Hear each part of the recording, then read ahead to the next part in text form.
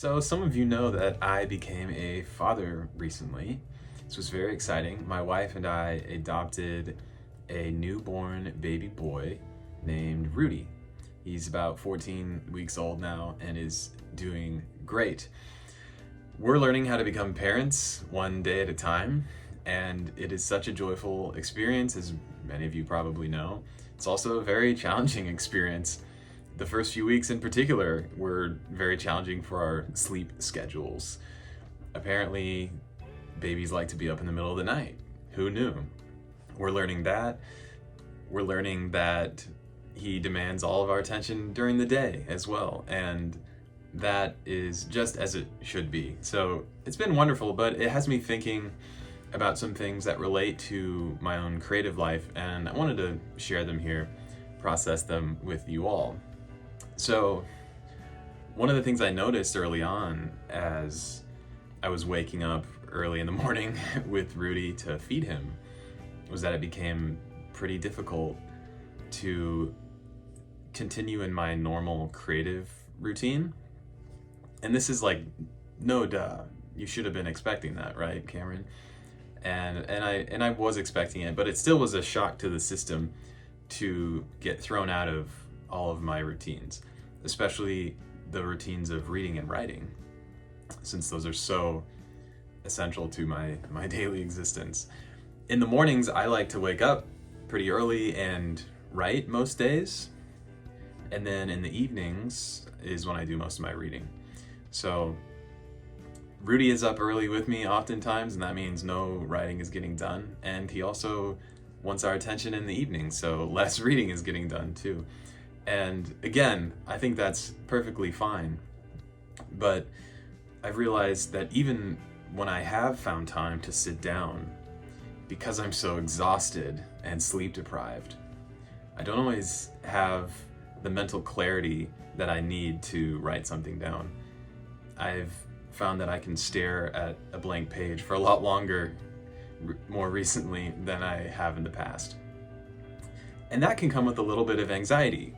If you're a creative person and you try to do your creative thing, but it's not working, you start to fear that you've lost something, that you're doing something wrong, or that the muses aren't visiting you, that feeling. So I've been experiencing that a little bit the last several weeks, and I sent over a message to some of my colleagues in the MFA program I'm currently working through, explaining how I've been struggling with this and how schoolwork has been difficult as a result.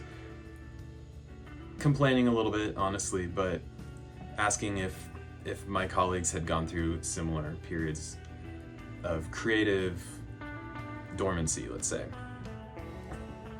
One of my friends in the program, named Barbara, sent me a really thoughtful response, and I wanted to share it with you all. She said, "Don't worry if the poems aren't there, the ingredients are simmering." Don't worry if the poems aren't there, the ingredients are simmering. She also said, "When I was a new mother, I could barely write my name." So, thank you, Barbara, for this response. I've been thinking about it a lot, especially this idea about the ingredients simmering. I think we can oftentimes try to force creativity, whether it's writing a poem or a song or something else. We want to produce, we want to create the next great thing. So we are always working at it. We're always trying to force it a little bit, or at least hoping that we can produce that thing. But in these seasons of dormancy, it doesn't always work. You just can't force the thing that you want, nor should you try. I think that was Barbara's point, that it's okay if you're not always producing at the same level or at the same volume, because, like she said, the ingredients are still there. So what I took that to mean was, even if you aren't creating something in the moment or making great progress on your next great thing, what you're going through can still contribute to future work. It can become the ingredients of a future poem or a future novel. And that's a helpful way to think about it. Instead of trying to force out of your current experiences some new creative thing, you can trust that what you're living through is enough, and may, or maybe not, may contribute to something in the future. Even if it doesn't, though, that mentality frees you up to focus on what's important, which is the things and the persons in the moment. So thanks to Barbara's advice, I've been able to take a deep breath, even when I'm sitting there in front of a blank page, and remember that what I'm going through right now, these first few months of parenthood, they're so important. And it's better to give myself completely and wholly to being a father, learning to be a parent, than to try to keep writing poems at the same volume. Because if we're not careful, we can even start to exploit our experiences for the sake of our art.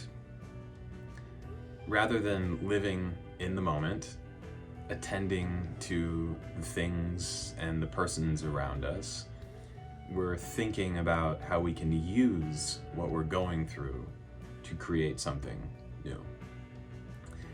I think we're especially tempted to do this when we feel that anxiety that we're not creating enough or at the right pace. So we start looking around frantically for something to inspire us, to help us create. The poet Christian Wyman, in one of his books, talks about how poets can stand on the outside of their experiences, as it were, and watch their lives as if they're watching a movie, instead of really being there, being present. It feels like you're not truly living it, because you're looking for something, or you feel alienated from your experience rather than being there. Or Noah Gunderson, the singer-songwriter, has this song called Selfish Art.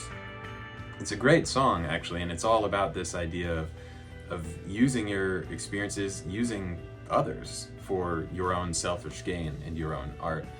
That's why it's called Selfish Art. The opening line of the song has always stuck with me. He says, "Sometimes making songs for a living feels like living to make songs." So instead of seeing your art as something that serves the rest of your life, you see your life as something that's supposed to serve your art. It becomes kind of a parasitic relationship. That seems pretty dangerous. And that's really the point of Noah's song, is that that's a selfish way to approach your life and your artwork. So all of this lately has me thinking about the idea of embracing what we might call seasonal creativity. Instead of thinking that we always have to be on and that we always have to be producing at the same rate, what if we were okay with seasons of more creativity and seasons of less creativity? Seasons of sowing and seasons of harvest. Maybe we even have to be okay with an occasional season of dormancy, letting the field of your creativity lie fallow for a while, instead of trying to extract more and more and more. I think embracing seasonal creativity could help us remember that artists are not robots. Artists don't produce like machines produce, because we're human. So sometimes we have an abundance of inspiration or sorrow that comes out in the form of art. Other times we just have to feed the baby, and that's okay. You don't have to pull from that experience something for your art. I don't think it means that we have to take a break from putting in the practice, whether you're a musician or a writer or something else. I personally think it's always important to continue putting in the reps, so to speak. Practicing your scales, practicing your iambic pentameter. But it doesn't have to always ladder up to some massive work in the end. Two things can be true at once. One, that we're not robots and we don't always produce at the same level. Two, that putting in practice, even when you don't feel like it, can be a good way to spark the imagination. So that's what I've been up to the last 3 months, learning to become a father and trying to be a writer at the same time. Putting in the reps, to be sure, but also embracing a season of lower creativity and slower creativity. And I'm okay with it. I'd be curious to hear your thoughts on this subject and on this new video format. This is something new I'm trying. Some topics lend themselves well to essays. Other topics I think I would rather rant about for a little while. And I had some time this afternoon to sit down and record this video, so tell me what you think and see you next time.